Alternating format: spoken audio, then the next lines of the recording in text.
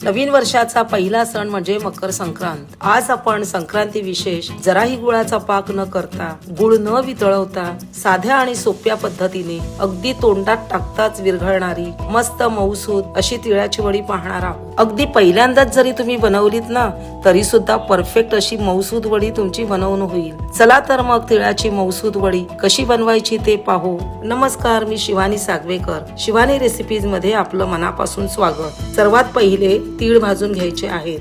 जाड तळाची कढई घ्यायची। कढई हलकी कोमट असतानाच तीळ घालायचे।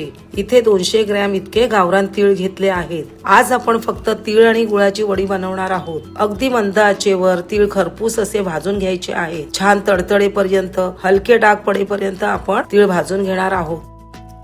तर तीळ छान खमंग खरपूस भाजले आहेत, काढून घेऊ। भाजलेले तीळ पूर्णपणे गार करून घ्यायचे। या तिळातले 1 चमचा तीळ गार्निशिंग साठी काढून घेतले आहेत। तीळ गार होत आहेत तोपर्यंत ताटाला सर्व बाजूनी तूप लावून घेऊ। अशी पूर्वतयारी करून ठेवायची, म्हणजे नंतर घाई होणार नाही। इथे तीळ पूर्णपणे गार झालेले आहेत। मी एक मिक्सरचे भांडे घेतलेले आहे। भाजून घेतलेले तीळ मिक्सरच्या भांड्यात काढून घ्यायचे। इथे 200 ग्रॅम इतका साधा बारीक चिरलेला गुळ घ्यायचा आहे। इथे चिक्कीचा गुळ वापरायचा नाही, मी इथे साधाच गुळ वापरला आहे। आता यामध्ये 1 चमचा वेलची पूड घालायची, पाव चमचा जायफळ पूड घातली। तुम्ही इथे सुंठ पावडरही घालू शकता। झाकण लावून याला चालू बंद करून पल्स मोड वर फिरवून दरदरीत असे करून घ्यायचे। यांची बारीक पेस्ट करायची नाही, ही अशी दरदरीत भरड करून घ्यायची, म्हणजे वडीला खूप छान टेक्स्चर येते। पुन्हा गॅसवर एक कढई ठेवली आहे। यामध्ये 1 टेबलस्पून इतके साजूक तूप घातले। तूप हलके गरम झाले की तयार केलेले मिश्रण लगेच यामध्ये घालायचे। मंद आचेवरच हे मिश्रण परतवून घ्यायचे आहे। 2 ते 3 मिनिटांसाठी छान असे परतवून घ्यायचे।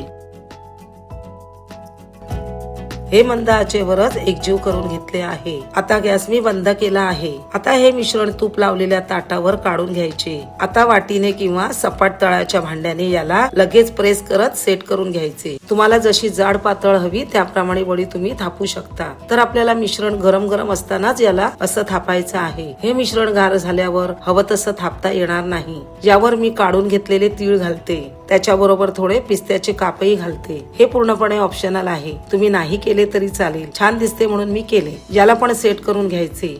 आता हे गरम आहे, 5 मिनिटांनी याला कापून घेऊ। तर 5 मिनिटांनी हे कोमट झालं की मगच याला कापून घ्यायचे। खूप गार होईपर्यंत ठेवू नका, नाहीतर वडी कापता येणार नाही।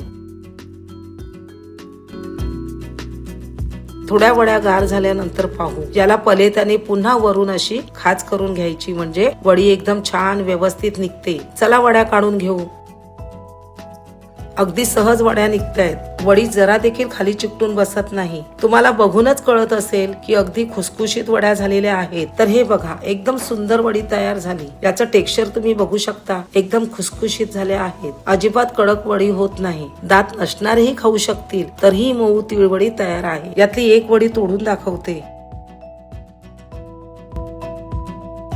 बघा किती खुसखुशीत वडी झालेली आहे। अशा रीतीने एकदा केल्या की पुन्हा पुन्हा कराव्याशा वाटणाऱ्या अप्रतिम चवीच्या तिळगुळाच्या वड्या तुम्हाला कशा वाटल्या ते मला कमेंट्सद्वारे नक्की कळवा। या संक्रांतीला नक्की बनवून पहा। व्हिडिओला लाईक करा। चॅनेलवर नवीन असाल तर वेळात वेळ काढून सबस्क्राईब करा। मित्र परिवारात व्हिडिओ शेअर करा। पुन्हा भेटू अशाच एका छानशा रेसिपी सोबत। धन्यवाद।